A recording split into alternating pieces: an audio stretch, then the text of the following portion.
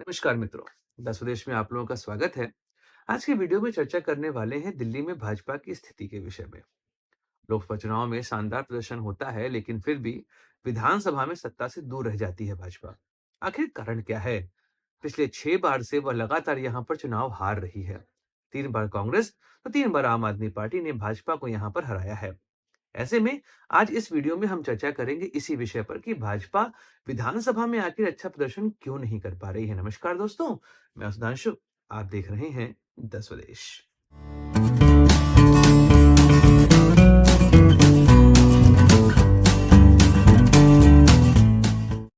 दोस्तों, इस वीडियो को 2 सेगमेंट में बांटते हैं। पहले बात करते हैं कि आखिर भाजपा यहाँ पर अच्छा प्रदर्शन क्यों नहीं कर पा रही है, और फिर चर्चा करेंगे अगले सेगमेंट में कि भाजपा की इस बार की जो स्ट्रेटजी है वो क्या रहने वाली है।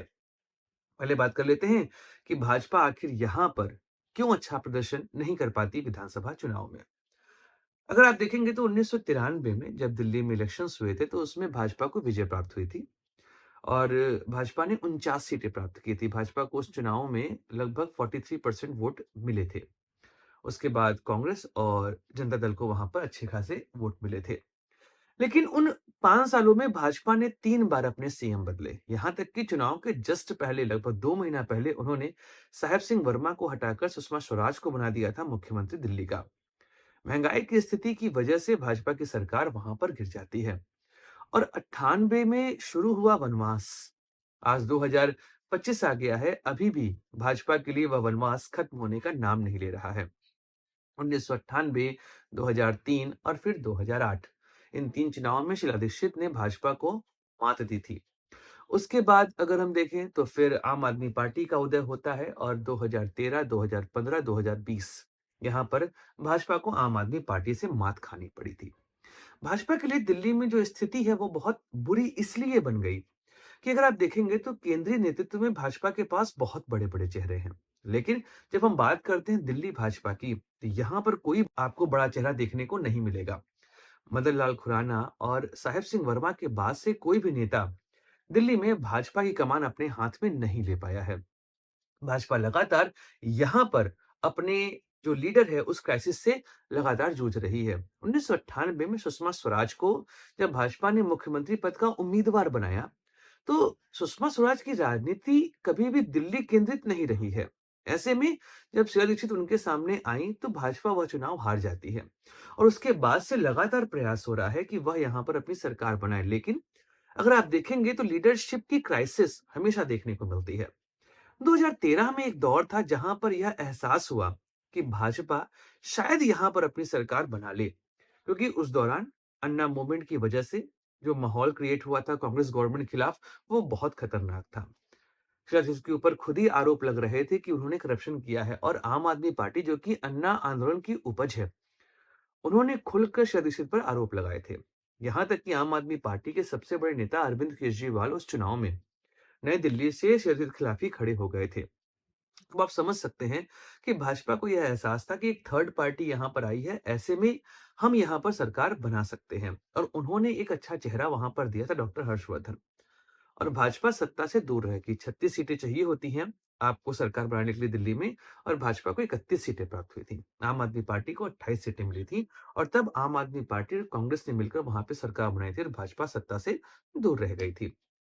लेकिन अगर आप नोटिस करेंगे तो साहेब सिंह वर्मा और मदन लाल खुराना के बाद डॉक्टर हर्षवर्धन ही एकमात्र थे जिन्होंने भाजपा को एक ऐसा माहौल दिया कि वह सरकार यहाँ पर बना सकती है। लेकिन फिर भाजपा ने डॉक्टर हर्षवर्धन को साइडलाइन करना शुरू कर दिया। 2015 अरविंद केजरीवाल ने राजनीति में पूर्ण रूप से प्रवेश किया था और वह पहला चुनाव ऐसा हो रहा था जहां पर आम आदमी पार्टी में लोग उम्मीद देख रहे थे। भाजपा ने यहाँ पर गलती करी। डॉक्टर हर्षवर्धन जो कि एक पॉपुलर फेस थे 2013 में, उनको हटाकर उन्होंने एक पैराशूट कैंडिडेट ले आए और किरण बेदी को नॉमिनेट कर दिया। अब भाजपा का जो संगठन है उसमें एक पैराशूट कैंडिडेट को एज अ सीएम फेस के लिए लोगों ने एक्सेप्ट नहीं किया और फिर भाजपा का संगठन वहां से बिखरता हुआ हमें दिखाई दिया। एंड देन भाजपा वह चुनाव बहुत बुरे तरीके से हारती है। मात्र 3 सीटों पर उनको विजय प्राप्त होती है और आम आदमी पार्टी ने ऐसी मेजोरिटी प्राप्त करी जो आज तक दिल्ली में किसी और ने प्राप्त नहीं की थी। तो भाजपा की ये लीडरशिप क्राइसिस बनी रही। 2020 में फिर वही हालात हुए। इस बार भाजपा ने कोशिश की कि अब की बार हम यहाँ पर कोई सीएम फेस नहीं देंगे और उन्होंने मोदी के नाम पर चुनाव लड़ा, लेकिन 2020 में भी नतीजा वही रहा। 8 सीटों पर विजय प्राप्त होती है भाजपा को और फिर 2025 में भाजपा इसी स्ट्रेटजी पे चल रही है। तो इस तरीके से भाजपा की लीडरशिप क्राइसिस हमेशा से दिल्ली में एक समस्या पैदा करते हमको नजर आई है। एक और स्थिति जिस वजह से भाजपा यहाँ पर चुनाव हारती है, आप देखेंगे तो भाजपा हमेशा से शहरी लोगों की पार्टी रही है और दिल्ली तो भारत का सबसे बड़ा शहर है। ऐसे में भाजपा फिर यहाँ जीत क्यों नहीं प्राप्त कर पा रही है? अगर आप दिल्ली में जिस तरीके से वहाँ पर कॉन्स्टिट्यूएंसीज बाँटी गई हैं, वह भी एक कारण बनता है भाजपा को यहाँ पर सरकार ना बना पाने का। अगर आप दिल्ली में देखेंगे, तो वहाँ पे लगभग 50% वोट दलित, मुस्लिम और झुग्गियों में रहने वाले लोगों के हैं। इस वजह से भाजपा के हाथ से पहले ही 50% वोट निकल जाते हैं। जब आम आदमी पार्टी का 2013 में उदय हुआ, तो आम आदमी पार्टी ने इस वोट बैंक पर अपना अधिकार करना शुरू किया। धीमे-धीमे करके दलित, मुस्लिम और झुग्गियों में आम आदमी पार्टी पर अपनी श्रद्धा दिखाई और उनको 2013, 2015 और 2020 में अपना आशीर्वाद प्रदान किया। और इस तरीके से भाजपा के हाथ से 50% वोट जो है वो निकलने लगे। यहाँ पर एक और बात है, आम आदमी पार्टी ने कांग्रेस का ही वोट खाया है, तो आप नोटिस करेंगे 2020 के चुनाव को देखें, तो भाजपा के वोट शेयर 2015 के मुकाबले बढ़े थे। लगभग 7 से 8% वोटों की यहाँ पे बढ़ोतरी भाजपा ने की थी, लेकिन कांग्रेस को मात्र 4% वोट मिले थे। ऐसे में आप समझ सकते हैं कि एक तरफ पूरा क्लीन स्वीप हो रहा था और 50% से अधिक वोट शेयर प्राप्त करके अरविंद केजरीवाल ने दिल्ली में सत्ता को रिपीट किया था और यही स्थिति इस बार बन रही है। जिस तरह का राजनीति आप अरविंद केजरीवाल को करते देखता पाएंगे, वह साफ स्पष्ट करता है कि झुग्गियों में रहने वाले लोग, उनको यह लगता है कि जैसी राजनीति अरविंद केजरीवाल कर रहे हैं और जो सुविधाएं उनको वो प्रोवाइड कर रहे हैं, इसमें मुफ्त बिजली की योजना है, पानी की योजना है, फ्री बस की योजना है, इन सब योजनाओं ने अरविंद केजरीवाल के चेहरे को दिल्ली में और मजबूत किया है। इस वजह से झुग्गी में रहने वाले लोग अभी भी अरविंद केजरीवाल को ही वोट देते हैं। इस वजह से भाजपा यहाँ पर कभी अपनी सरकार नहीं बना पाती है।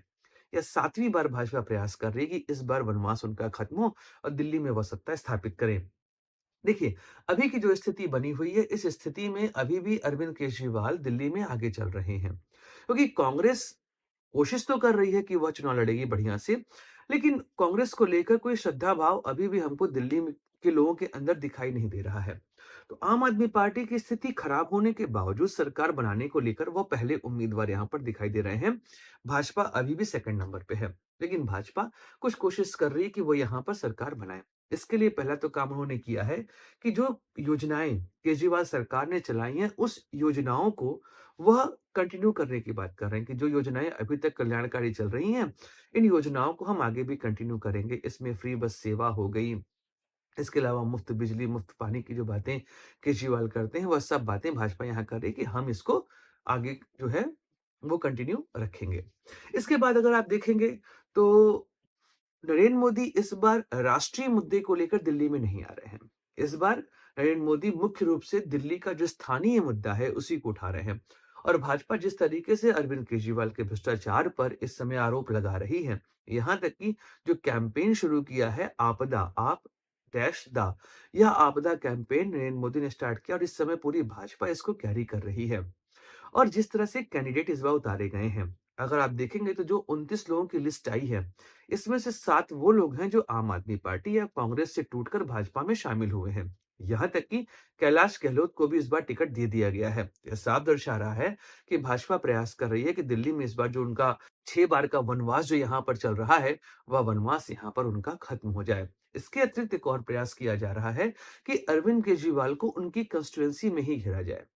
जब कांग्रेस ने अरविंद केजरीवाल के खिलाफ संदीप दीक्षित को उतारा, वहीं से स्पष्ट हो रहा था कि इस बार अरविंद केजरीवाल के लिए जो मुकाबला है वह आसान नहीं है और भाजपा में इसमें और आगे बढ़ के बात कर दी और प्रवेश सिंह वर्मा को उतार दिया अरविंद केजरीवाल के खिलाफ। ऐसे में अरविंद केजरीवाल अपनी ही कंस्टिट्यूएंसी में घिरते दिखाई दे रहे हैं। इधर सीएम मायावती के खिलाफ कांग्रेस ने अलका लांबा को उतारा तो भाजपा ने इधर से रमेश बिधूड़ी को टिकट दे दिया।